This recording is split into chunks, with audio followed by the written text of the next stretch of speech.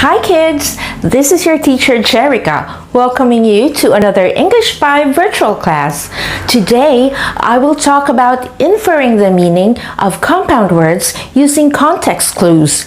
You will learn what a compound word is, how to classify a compound word according to its type, and how to infer the meaning of compound words based on context clues. Are you ready? Awesome! Let's start then.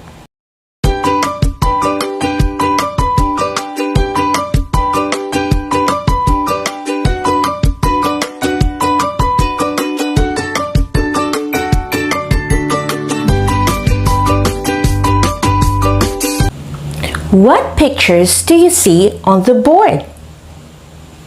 Yes, butter and fly. What will happen if we put these words together? What will they become? You're right, butterfly. When we put the word butter and fly, it created a new word with new meaning, and that is butterfly. You know what? The word butterfly is an example of a compound word. A compound word is a word formed by putting two or more words together to form a new word with new meaning. Just like in the word butterfly. Here's more examples. Lip and stick, when put together, becomes lipstick. Basket and ball, when put together, becomes basketball. And tooth and brush, when joined together, will make a new word, toothbrush. Those are examples of compound words. The ones I showed you a while ago was just one of the 3 types of compound words. Yes, compound words have 3 types. The first type is the closed compound. Closed compound words are words joined together having no spaces or hyphens in between. Just like the examples shown to you a while ago. More examples of closed compounds are frontliner, homework, and ballpen. Notice how they are all written as one word. No gap or space is found in between the combined words. The second type is the open compound. It is called open compounds because there is an open space in between words. Examples are face mask, ice cream, and high school. They are all written with gaps or spaces in between, but even though they appear as 2 words, they are treated as one because together they create a new meaning. Consider the compound word face mask. Face alone means the front part of the head, while mask means a covering for all or part of the face. If combined together, face mask means a protective mask covering the nose and mouth. See? It has its own meaning that is different from the meaning of each word. The third type is the hyphenated compound. Hyphenated compound words are 2 or more words put together with hyphens in between. Examples are self-care, mother-in-law, and part-time. Notice that in between words, a hyphen is placed. That's the reason why it is called hyphenated compound words. Now let's try a short exercise. Look for the compound word in each sentence and identify its type. Number 1, wearing a face mask is recommended for protecting oneself from the virus and for preventing the spread of it. What is the compound word in this sentence? Very good! Face mask. To what type of compound word does it belong? Yes, open compound. Now let's go to number 2. Having enough sleep is a form of self-care. What is the compound word in the sentence? Correct! Self-care. What is the type? You got it! Hyphenated compound. Let's proceed to number 3. Frequent hand washing is one of the best ways to remove and prevent the spread of germs. Have you found the compound word in this sentence? Yes, it's hand washing. What is its type of compound word? Very good. It is closed compound. You did great! Now that you can already identify compound words and their type, let's learn how to infer their meaning using context clues. Context clues are hints found within a sentence, paragraph, or passage that a reader can use to understand the meanings of new or unfamiliar words. So, if there's some words in a sentence that you can understand, with the help of context clues, you would be able to determine its meaning. In this lesson, you will be inferring the meaning of unfamiliar compound words with the help of these 4 types of context clues: definition or explanation clues, restatement or synonym clues, contrast or antonym clues, and inference or general context clues. Let's now learn what definition or explanation clues are. With this type of context clue, the definition of the word is literally given to the reader, usually right after the unfamiliar word. Or an explanation may be given within the sentence or in the following sentence. Clues to definition include that is, commas, dashes, and parentheses. Let's have this example. More frightening than the devastating typhoon was the aftermath, the period following the ruinous event and the incomprehensible task of rebuilding. The unfamiliar compound word in the sentence is aftermath. Notice that after this word, a definition of aftermath follows as signaled by a comma. The period following means after. Therefore, these words, along with the ones following after them, shows the meaning of aftermath.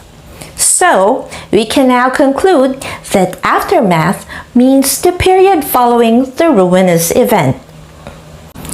Now, try to find the meaning of the compound word in the sentence using the definition or explanation context clue.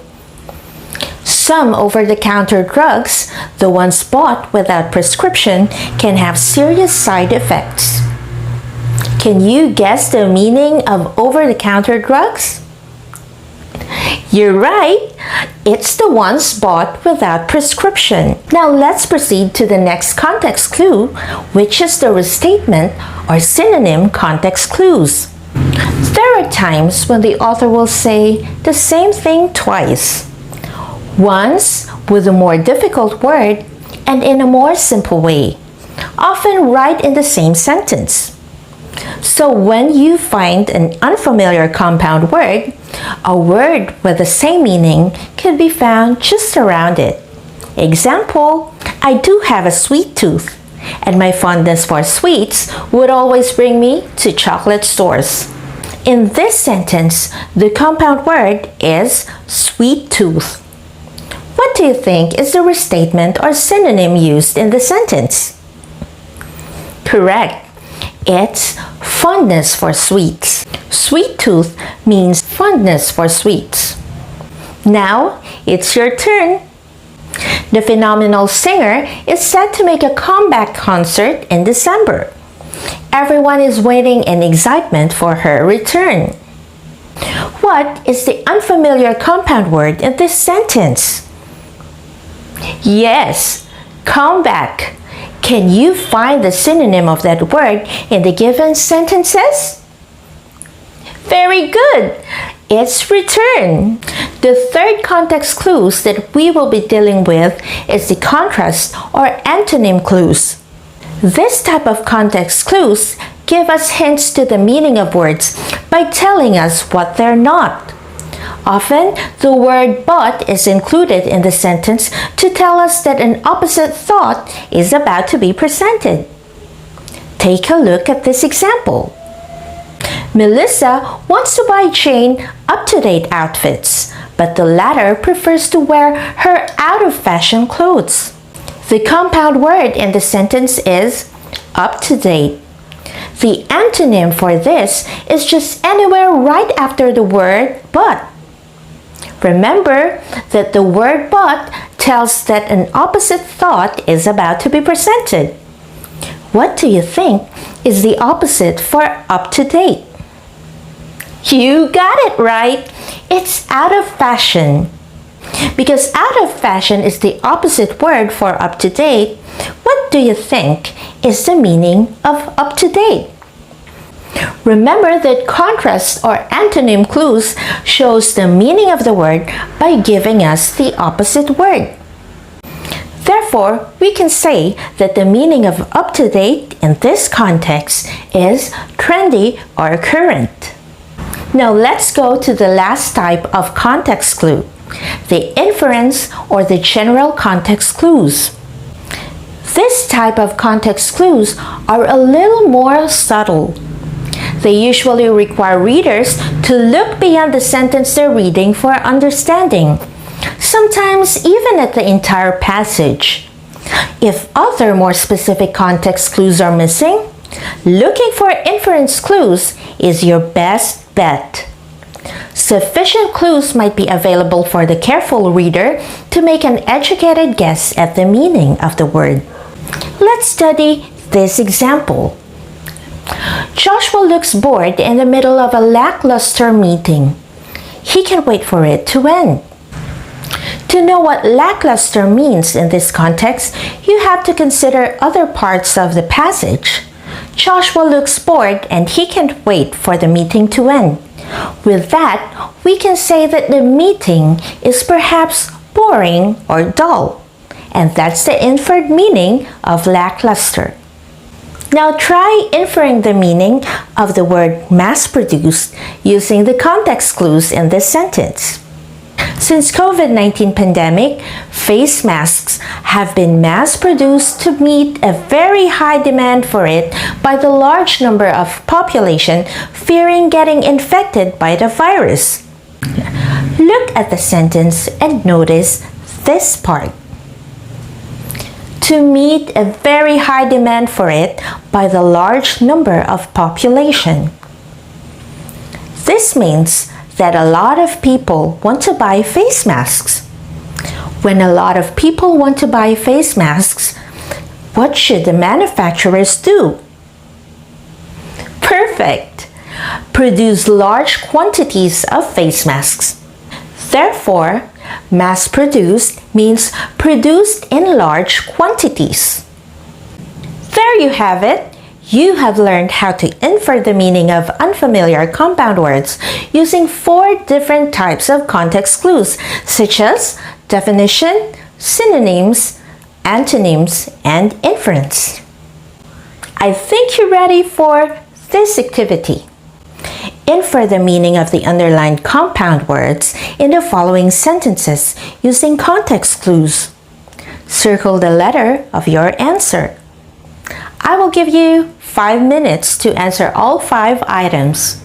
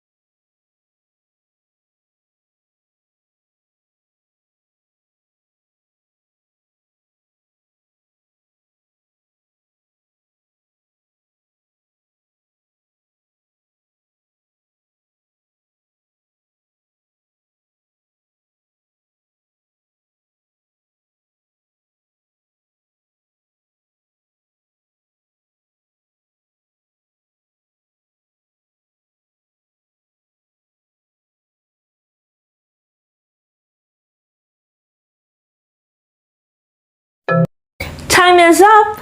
Let's check your work. Number 1. An inmate was reported by his fellow prisoner for keeping a knife in his cell. The choices are A. Cell, B.